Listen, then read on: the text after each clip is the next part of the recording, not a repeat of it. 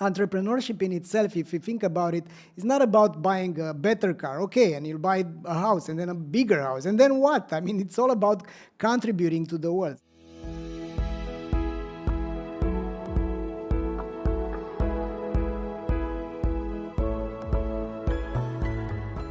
Hello, and welcome to another episode of the Transform Sales Podcast. Today, I am so delighted to have Valentin Radu with us. How are you, Valentin? Hi, Wesley, and hello, everyone. I'm really happy to be here and excited as well. I am so excited to chat with you. Let me tell you a bit more about Valentin. He is a perseverant experimenter. He's gone through various jobs, companies, and entrepreneurial ventures before identifying customers' real needs and defining the perfect go-to-market strategy. Nowadays, he is a customer value optimization evangelist and international speaker, defining a new category and helping retailers grow. That's awesome. Customer value optimization. So how did you get started in the world and how did you get to where you are today? Yeah, so I'm a former ex-poor kid from Bucharest, Romania. Poverty is and suffering as well. These are some fantastic teachers. So they taught me on how to be resilient and how to achieve grit.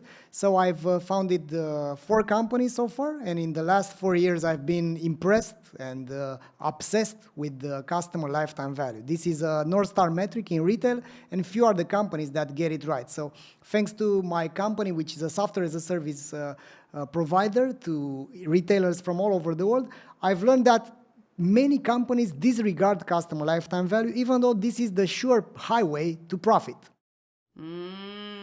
Okay, so you mentioned that poverty, being poor, is kind of the best teacher in life. As a child growing up, give us a lesson that you learned in being poor that really developed that grit and tenacity.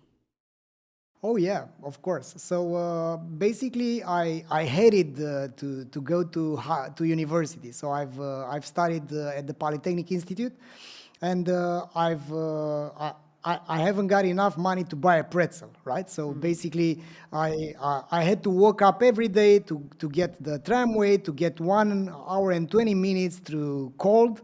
And through this period, I imagine doing this all over again for years. So I've realized that if I'm not doing this, I can't escape this poverty. So basically, I've invented this method of always asking why. So why do I have to wake up at 5:30 a.m.? Why do I have to go through this cold? Why do I have not to have any breakfast? Why do I have to learn all these things, these abstract things? And every time in my conversation with my own self was like, because Valentin, this is the only way to escape and to get the life that you desire. So basically, after doing this for, 25 years, I'm always applying this method. So even though you have to do the things that you don't like, but these are the path, the struggle that you need to overcome in order to get to what you desire. So it's a lot of people only want to do the good stuff, the things that make them feel good. But when you grow up and you don't have everything, sometimes you realize, well, I got to do some of the yucky stuff because that's the only way I know how to get what I need. It's that hard work. It's that perseverance. It's that really grit that we find. Yeah, it's the medicine, right? Not all the medicine has a good taste, but it's doing well to you because it's building up your muscle. When you go to gym, right, it's the same thing. You need to get through this pain in order to get the things that you desire. Otherwise, we would be comfortable in a sofa, drinking beer all day and eating pizzas and getting very, very fat. So nobody wants that, even though that's comfortable. Yeah, see, we all want to eat just pizza and drink beer, but nobody actually wants the output of that, which is high blood pressure and diabetes and being overweight and all of those things, right? So what do? Yeah. We do the thing that we don't want to do. We eat a little bit of pizza, have a little bit of beer, but then we work out every day. We drink our water. We do the things that we know we need to for our mental and physical sanity. That's right. So you mentioned that you never wanted to go to university. So when you were a young child and you were like, I don't want to do this, what did you decide to do? What was your first step into the business world? Oh yeah. So I wanted to play StarCraft all day. So mainly I was passionate about the computer games, and I wanted to play it with my friends. So we've built a network, a local area network, and but we were isolated from the outer world. So we paid a lot of money to go to an internet cafe that had broadband connection. And at some point, I went to my boss and I asked her to give me free paychecks in advance so that we can buy a broadband connection. Thanks to that, I gave internet to all my neighbors, and that turned out to be a successful business because we were basically offering something amazing. So imagine, Wesley, that we offered 10 times more speed at half the price. I mean, beat that, I mean, it was incredible. So basically, thanks to that, that turned out to become a successful business. I got out of poverty in 2 years after that. So I was making $85 a month. And after that, we were making 40,000 euro a month. So very, very soon. So thanks to that, it, let's say, shifted my mental structure, my mentality that, hey, I can succeed and I can make a lot of money and I can turn out to be a successful entrepreneur. So let's do it again. Wow. And we as parents don't want our kids playing video games. We don't want them on social media. We don't want them doing all of these things, but we never know what's brewing underneath the surface, because you wanting to play games all day, it made you go somewhere where you can find the game. And then you had those early negotiation skills and learning how to advocate and ask for things that were important for you. Because I'm like, who would give you 3 paychecks in advance? Like, as a business owner, I wouldn't give somebody 3 paychecks in advance. It's just not something that would happen. But your boss took a chance on you, and you took that seed that was planted and you multiplied it so much. Yeah, and I also gave her 3 months notice that I'm going to leave the company afterwards. So basically, she was a truly influential leader, and I think that's a very important thing. That when you are young, if you don't have this kind of leaders or mentors that could give you a chance and that could make you aware, because when you are, I mean, imagine, I could have ended up being an optometrist, because I finished the Polytechnic Institute, and I could spend my life in that store building eyeglasses, or selling spectacles. So, but thanks to that leader that took a chance on me, I got the money, I ventured into this, building this new company, and after that, the rest is history. So tell us, because lessons as leaders, there are things that we learn along the way. Some of the best lessons that I've learned as a leader are the leaders that I have really loved. I try to embody what they do. The ones that I don't like, I'm like, what are they doing? I don't want to ever do that. So what were some of those lessons that you learned at a very young age from this woman that was so instrumental in your life?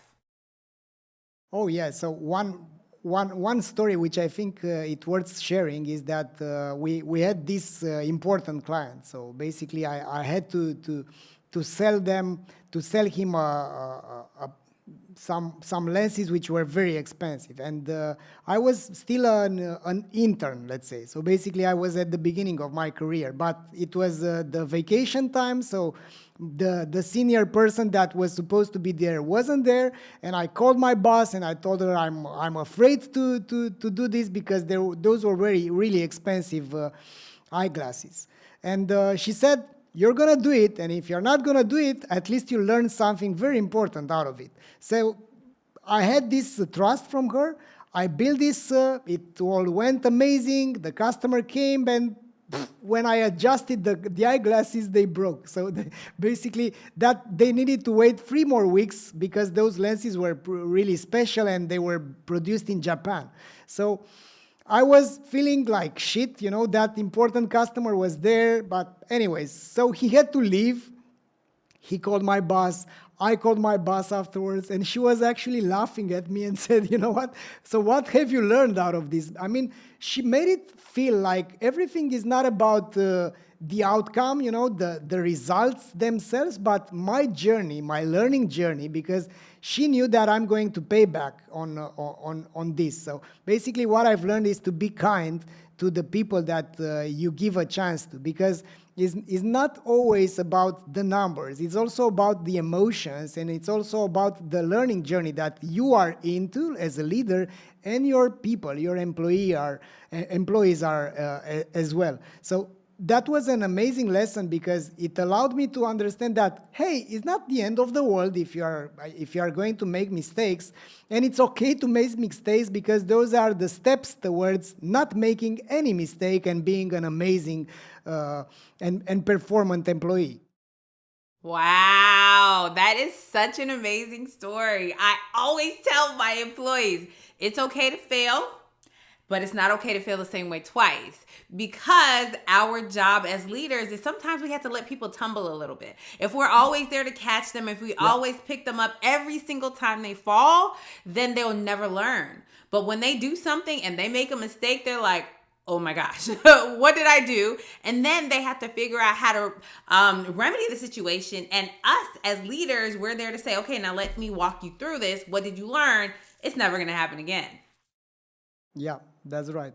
And Wesley, to be honest, it's these are the seeds that you're planting. So if you have young employees and you give them the chance to learn, stay by themselves, offer them the context to grow. And that doesn't mean to give them plenty of chances to be wrong. It's just giving them that initial nudge. But if they are not a fit, that's it. Maybe this job is not for them. It's not the end of the world. When you are young, you have this opportunity, to experiment all sorts of things, all sorts of jobs. And that's an unfair advantage if you compare yourself with people which are in their 40s or 50s. They are already stuck. Their options are not that broad as you have. Yes. I was telling my I was telling my mom. She was asking me about my son. She was like, are you going to allow him to do early college? He's in high school. I was like, I want him to stay a child for as long as possible, because when he becomes an adult, he'll have to do adult things. And that's the thing. When you're young, be young. Enjoy being young. Enjoy having no responsibilities. Enjoy messing things up, breaking things, and putting them back together. Try jobs. Don't try jobs. Like, literally embrace that time in your life when you have that freedom and that flexibility to do whatever you want to do. That's right. I love it. Yeah. It's the good things. It's the good things. So you took a business from, you were making $85 a month to 40,000 euros.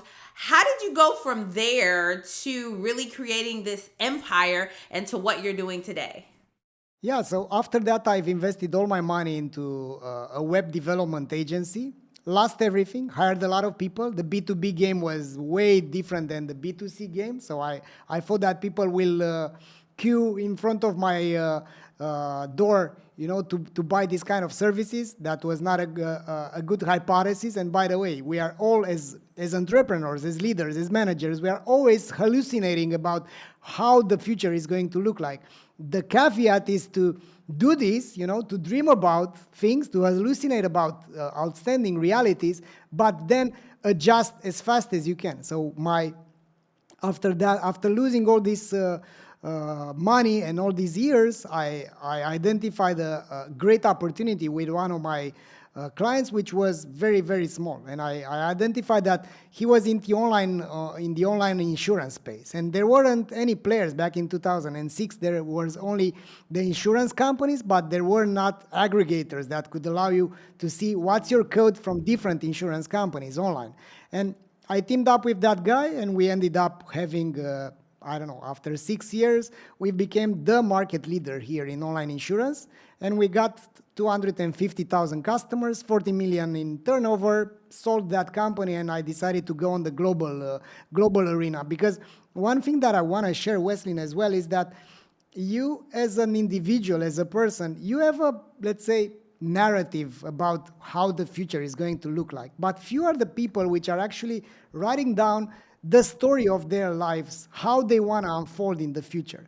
And fewer are the ones that constantly adjusted and optimized the story of their lives. And I'm one of those persons. One instrument that I kept on using is this, let's say, contract with my own self. What's the identity pact? Who do I want to become? And at some point in my life, I've said, I want to become a global entrepreneur. I want to build a software as a service company. I want to become an author. I want to be an example for the kids that are in my country about how they can make it. Because there are, you have to lead by your example, as you've said. If you are seeing someone actually doing it, you can do it as well. But if all you are hearing is, I don't know, those gurus that are keep on selling you the truth about growth, and all they are doing is build their business on top of their advices, then you're not too helpful. You're not actually contributing to this beautiful world. Wow. Power in the words that you speak to yourself. Saying, I want to do this. I want to be this. This is the person that I would like to become.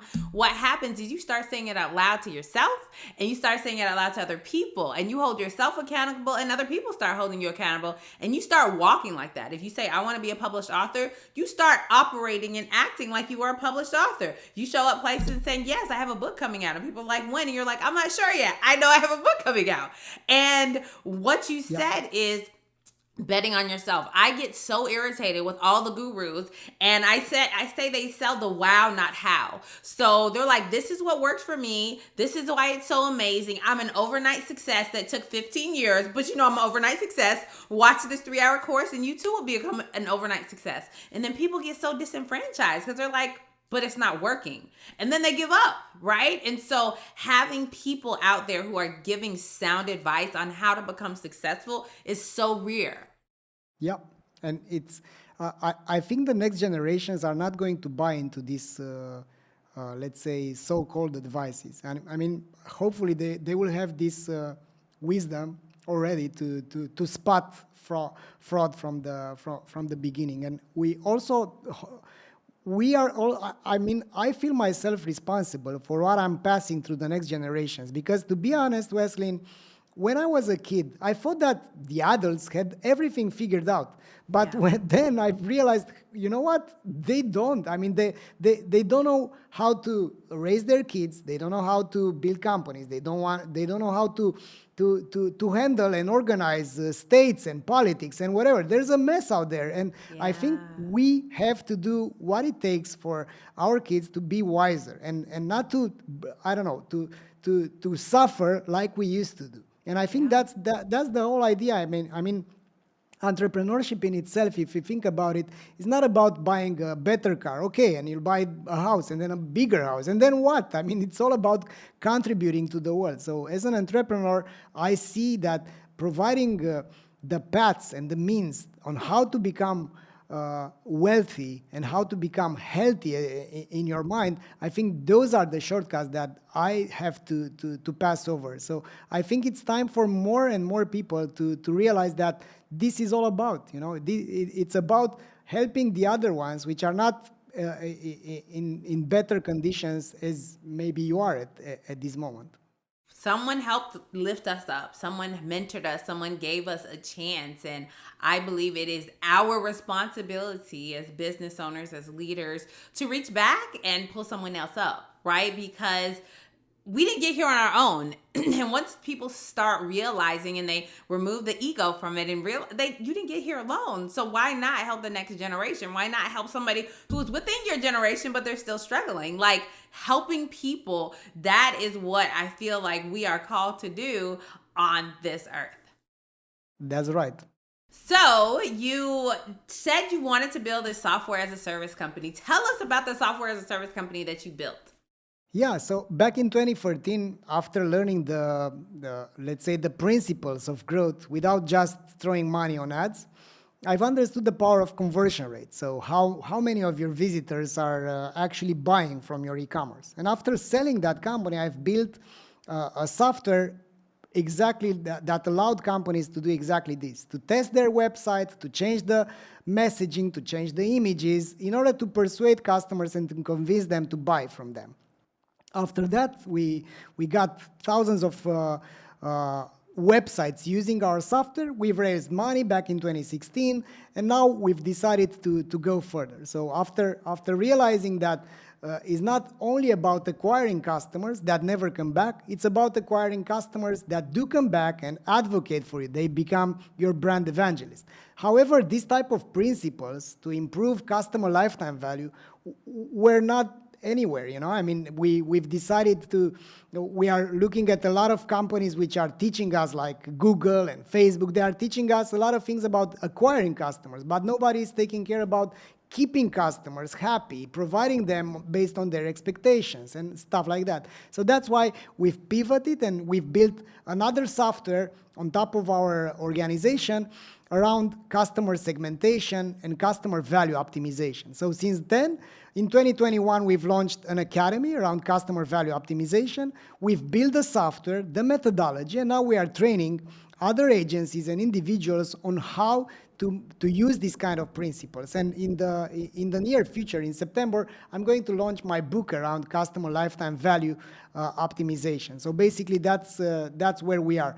We work with large companies, large organizations like Decathlon or Tempur or Orange or whatever. So companies big and small from all over the world are using these kind of methods, and I think it's a very good moment as there is this let's say we are going back to fundamentals. Companies are not after growth, are after profitability, and you can't be profitable if you don't care about your customers to come back, to buy again, and of course to become evangelists for your own company. So mainly that's my mission at this moment, and that's what I'm obsessed about, to be frank, because it's a huge opportunity for companies to pay attention to what their customers are telling them.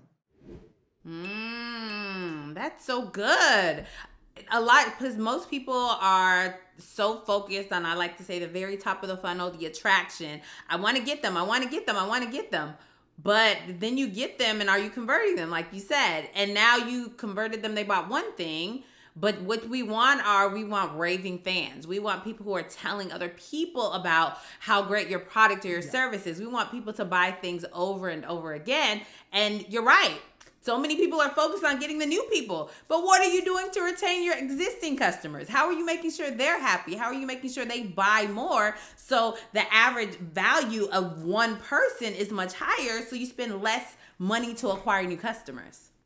Exactly. And at the end of the day, if you think about it, Wesley, even in a B2B context or in a B2C context, it's all about how much you are paying to acquire a customer and how much that customer is bringing you in terms of profit. Because if this balance is not there, so if your customer acquisition cost is higher than your customer lifetime value, then you're not profitable. And it's time to look not only in the P&L as an overview, we also need to look at the unit economics. And what better unit economic than this North Star metric called customer lifetime value? So it's the profitability for any customer that you acquire.